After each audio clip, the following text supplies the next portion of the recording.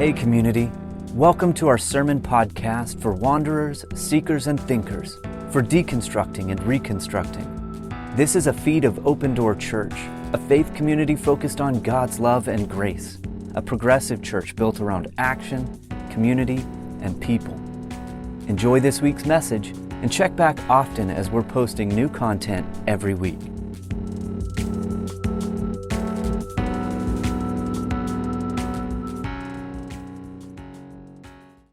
Okay, a little bit of where we've been before we get started here. Does that sound okay? We've been doing a series on teaching, but kind of also on learning as a sacramental act. And today we're going to spend a little segment on sacrament, but also just some time with a new resource. And just kind of thinking about the way this plays out. So we did some about wonder, and we did some about seeking reversals. And the whole concept here, the whole idea is that both teaching and learning, which is this generative process between people, is this lifelong thing, but it doesn't have to happen, say, in a classroom or in a specific place or time, but that we're constantly in this place of learning, and that the process itself, the way we learn, the what we learn, the how we learn, is also part of faith, this act of learning and growing and knowing and understanding both the world, but also God as well. And so that's a little bit of what we've been doing. And this morning, I want to take some time to think about the way that imagination plays a role in both the teaching and the learning process, the growth kind of place. We typically resign the word imagination to a place of children's play, and we think about imagining things that don't exist or whatever that may be. But today we're working a little bit with this wonderful, brilliant scholar named Maria Harris. And in 1989, April, Bob Duffy was given this book right here. So I've just been thinking about who is this guy? Who is this Bob Duffy? And did he enjoy it? Did he get something out of it? Did he use it? I don't know. Anyway, Maria Harris does this wonderful introduction to teaching in this place of imagination. And she unpacks it in a bunch of different ways, but one of the things that she quickly unravels is this idea of imagination as an imagining of things that don't exist. What she relates it to and what she brings it down to earth is imagination as the work that we do to understand everything around us. So our brains are constantly at work. We take information from each other, from the surrounding, from creation around us, from the way that we know and interact with loved ones. We take all of this and we put it together and tell a story about the way life is, about the way God works, about the world as we know it. And that's the fullness of the way that we use our imagination in real time, constantly processing the information around us. And so that's our starting place today. I would like to begin where she begins. And this is a little strange, but she begins telling about a poem. And we're calling this segment a poetic pause with a preposterous perspective. The, the poem is called Brief Thoughts on Maps. Okay?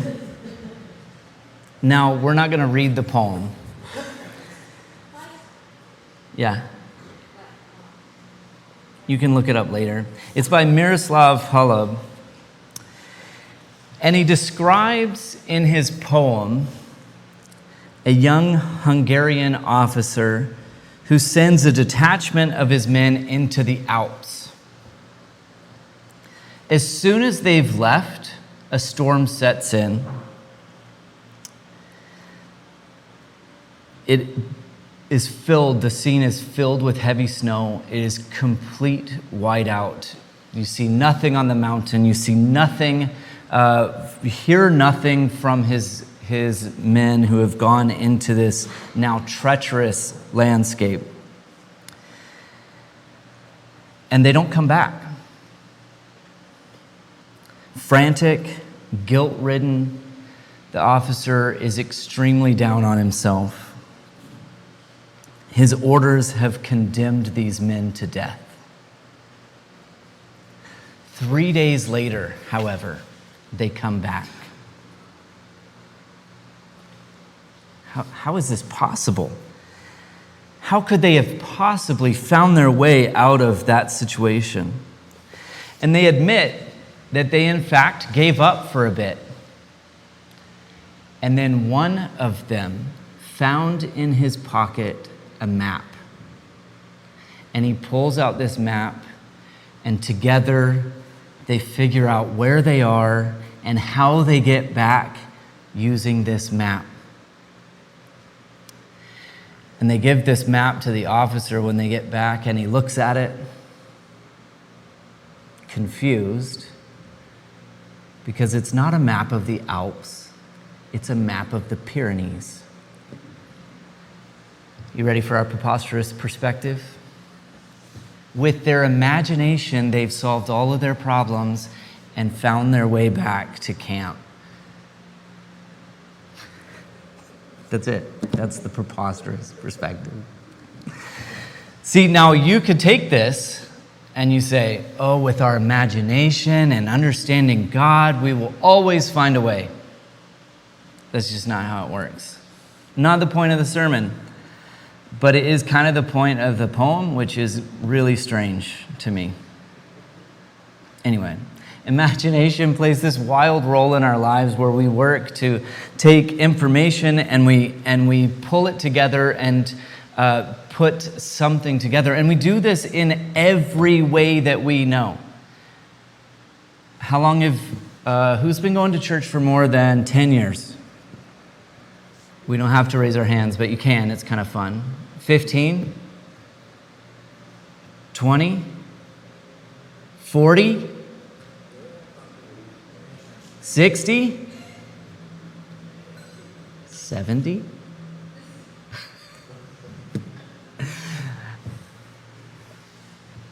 All of that time, all of that information, we take the sort of collective work of our teachers, our mentors, our worship leaders, and we start stacking information, layer of information on layer of information, and we begin to filter that through our imaginative work to create an understanding of who God is and how God works. And then we walk out into the world and realize that it was all bogus. No, sorry, just kidding. Then we walk out into the world and we have to take that information and file it on top and understand the way that our experience now works through our understanding of who God is. And maybe it does require shifts and moments where we have to undo or unravel and re-understand the way that God works in light of new experience. Harris takes this one step further and she says it's not just our imagination that's at work in the way that we are understanding the role of a teacher or that we are learning about the world around us. She says, in particular, religious imagination is specifically helpful to us in the way that we see and understand teaching. And she does this with three areas. She takes mystery and the numinous and the mystical. You don't have to unpack all of that. We're going to do a little bit of it. Mystery, she says, different than a problem. A problem, we work around. We find our way, we solve it, we just go around it or over it, and then we learn what we need to learn, or we solve the problem that's at hand. Mystery is something different. Mystery is something that we know some of, a portion of, pieces of, but then there's always consistently beyond that something that we cannot know, do not understand. In God, we have this mystery where we see, we experience, we know, we learn, but there's an element that is always out of reach. Furthermore, if we carry that out to the created in the image of God, humanity itself may contain this piece, this aspect of mystery. You, me, family, the world around us contains this aspect of mystery.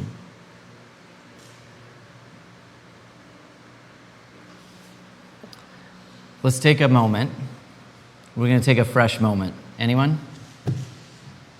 Are we ready? Oh, that's not right. Oh, there we go. Yes. It's not in vogue right now to be offering a fresh moment, because of stuff. But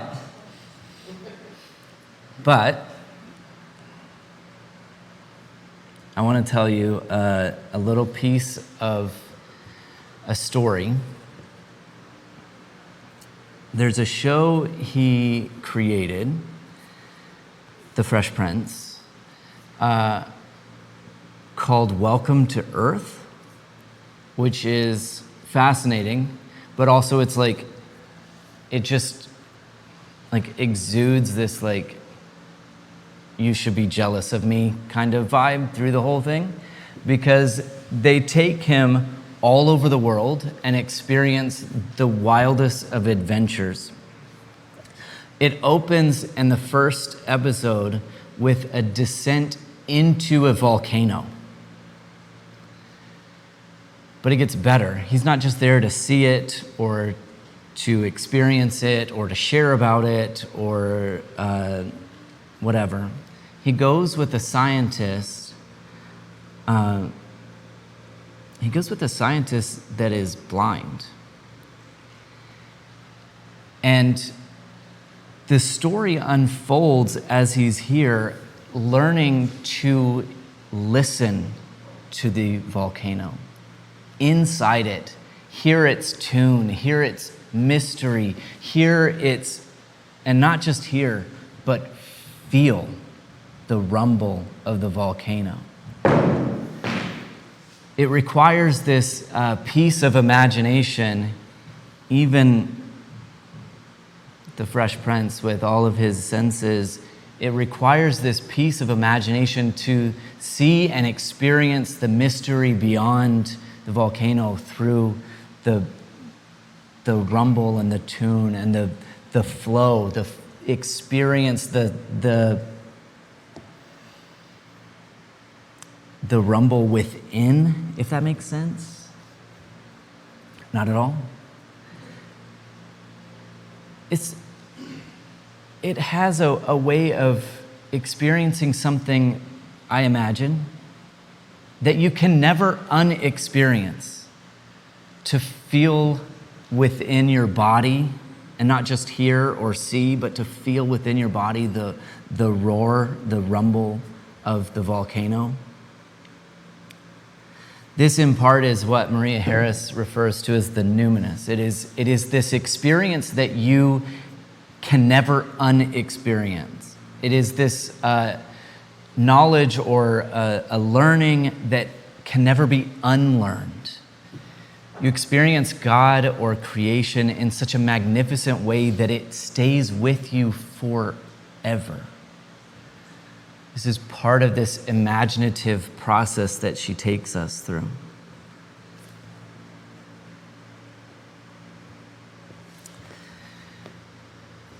You got one more in you?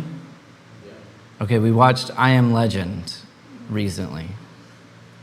Yes? Okay, there's a line that he says repeatedly. Jenna's like, why are you doing this? Can we just stop? I see it in your face. I think it's illegal. Okay, there's this line that he says twice. Okay, everyone is leaving the city as fast as they can because there's this virus that actually was like, we should not actually go into the details because it kind of reflects some of the things. I feel like a lot of, never mind, people watched I Am Legend and then like went and made their opinions about COVID vaccines. Anyway, they're all leaving the city. He takes his kid and his wife, and they're trying to leave the city, and he gets them in the vehicle, and she's basically imploring him to stay. Like, why are you to come with her? And she's like, why are you doing this? And he says, I have to stay. This cannot be how it is. And his statement is, I can fix this. He has this vision for something that is better, for something that is bigger, that can resolve the situation at hand. I can fix this.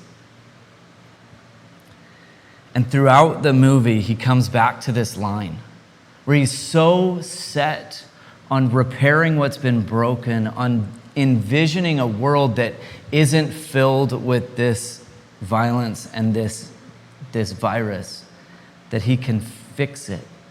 And ultimately, he gives his life, spoiler alert, ultimately he gives his life to save this place, saying, I can fix this.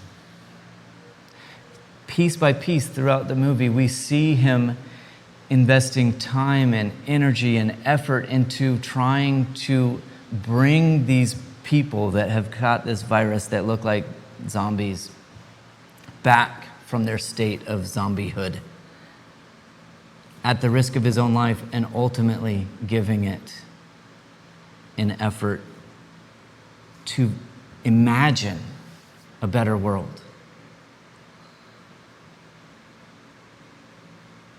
Sometimes this doesn't go as we planned. We have a vision for what the world could be or what the world should be, and we get in the way, or we take it wildly off course.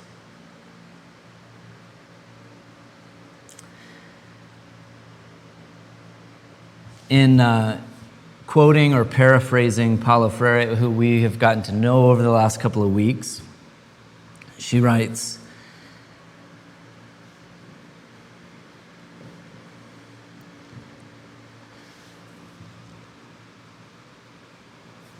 semantics matter. Words matter. An operating force pulses in words themselves, which can either obscure or reveal. And what we've done the last 2 weeks is talk about the Freire's vision of words as true words containing both reflection and action. And when they are true, they have the potential to transform the world. And this is what she's saying here.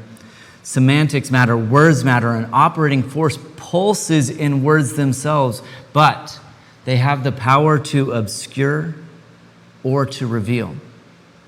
Meaning we can work for good, we can work for transformation, we can work for progress, we can work for the vision of the whole of the lion laying with the lamb, some place of shalom that doesn't fit anything that we know. And so now we turn to the news. This is the best example, okay?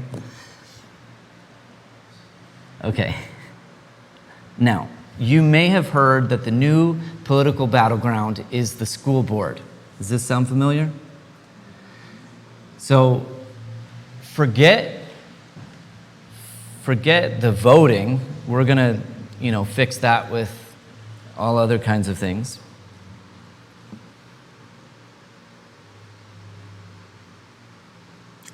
Forget the voting.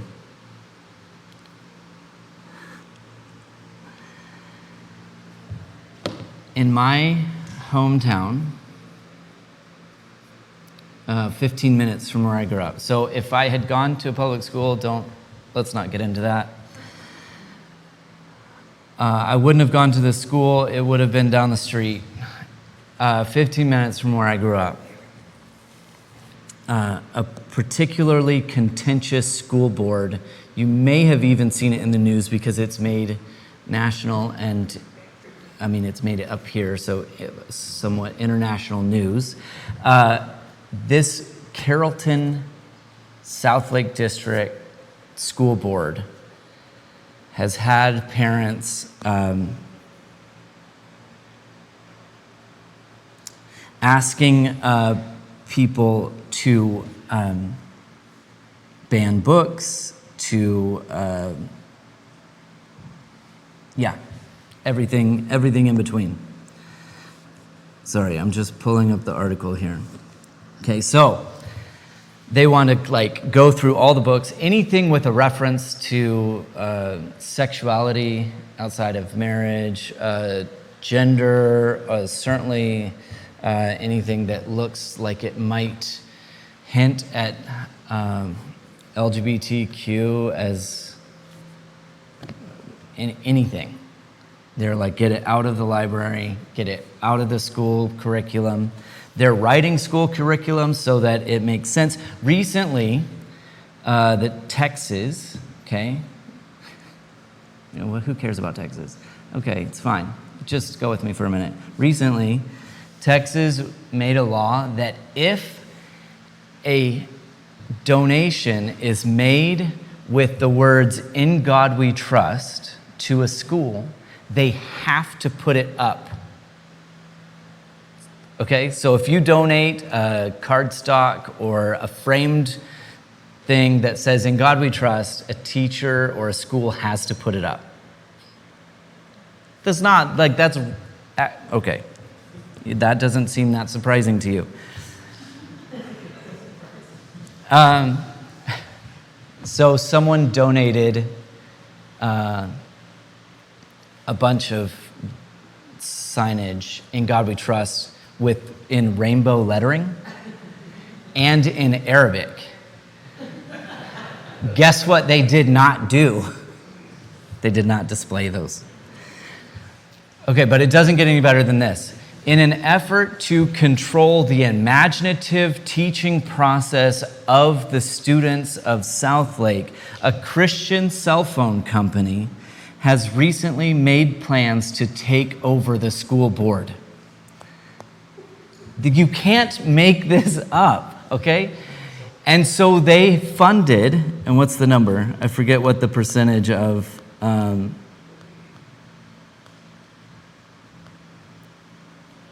They spent $600,000 backing 11 school board candidates, all of whom won their races, to take over the school board pushed by a Christian cell phone company. What does it even mean? Okay. Anyway. Now, just in case you're like, man, Texans are crazy. Currently, there's pushback in Ontario because a district is teaching critical race theory, and parents are having none of it. So you don't get to go, "I'm from Canada, everything's fine here," because it's not. Because across the universe, we have this control over the imaginative and educational processes of kids in the world around us. And we say all this to say that in this journey of education, when we limit, when we control, when we tamper, we lose the imaginative power and the inspirational work that comes about. To see God in a new way, to experience God working in the world around you, requires the work of this imaginative, generative, hope-filled process of education that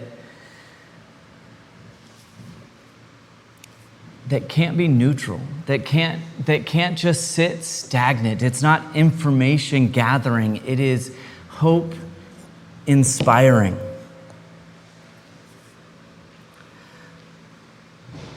Quoting Harris one more time, people are moved by experiencing their imaginations, touched by someone or something that excites them into hoping and acting. We ready to move to Scripture? When the Word, she continues, when the Word is made flesh, redemption is at hand. People are moved by experiencing their imaginations touched by someone or something that excites them into hoping and acting, into reflecting and acting. When the Word is made flesh, redemption is at hand. She just has this beautiful way of taking the work of Jesus and pulling it from all of the context and everything that is occurring in that journey of Jesus through his life and teaching, and pulling it into this space of teaching and transformation. And the beauty of that is, well, it should be exciting.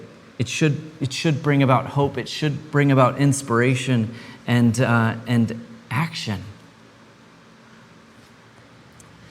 This word sacrament that we use, we talk about it at the communion table. We talk about it sometimes, more high church. We don't talk about sacrament all that much, but we've been using it here. It actually is a translation from the Greek, mysterion. We often don't think about it this way because we think about it as an act of communion or a marriage or something like that something happens. A hidden, unseen, profound presence that becomes visible, tangible in a person or an event. And I just think about all the ways that we imagine God working and seeing the world around us through this idea of sacrament. Hidden, unseen, profound presence. And I'm going to put in parentheses, profound presence of God that becomes visible, tangible in a person, in an event, in things.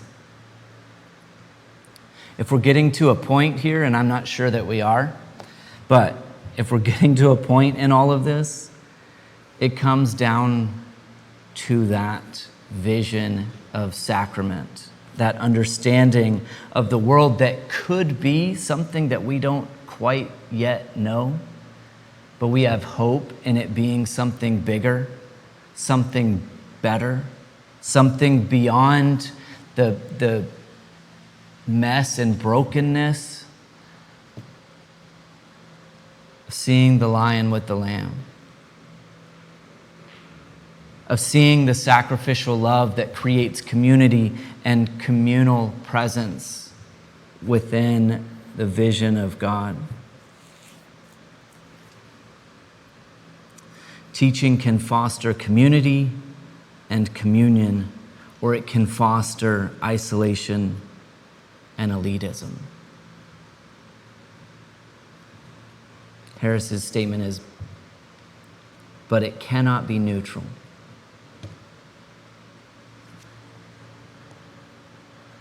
As we go out into the world and our minds work to make pieces of all of these different things, the point is that we find in that mess, in that mix, the hidden, the unseen, the profound presence of God becoming visible and tangible through those around us, through the events, through the experiences, through life. And that causes us, or it creates in us, a desire to see change, to see transformation, to act on that vision.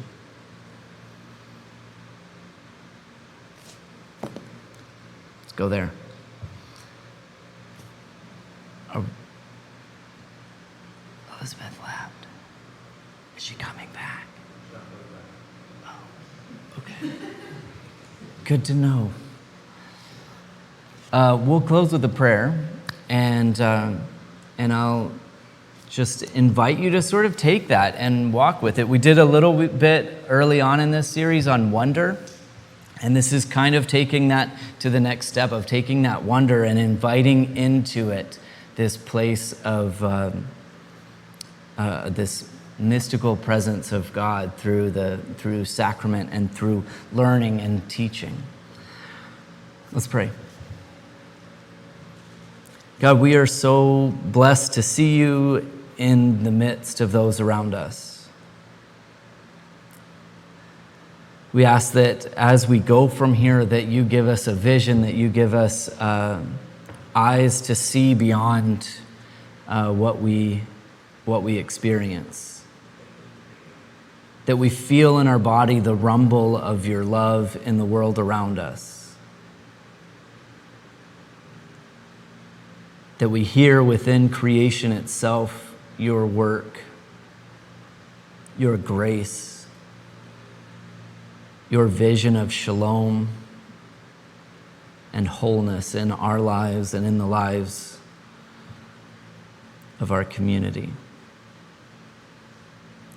We pray all this in your Son's name. Amen.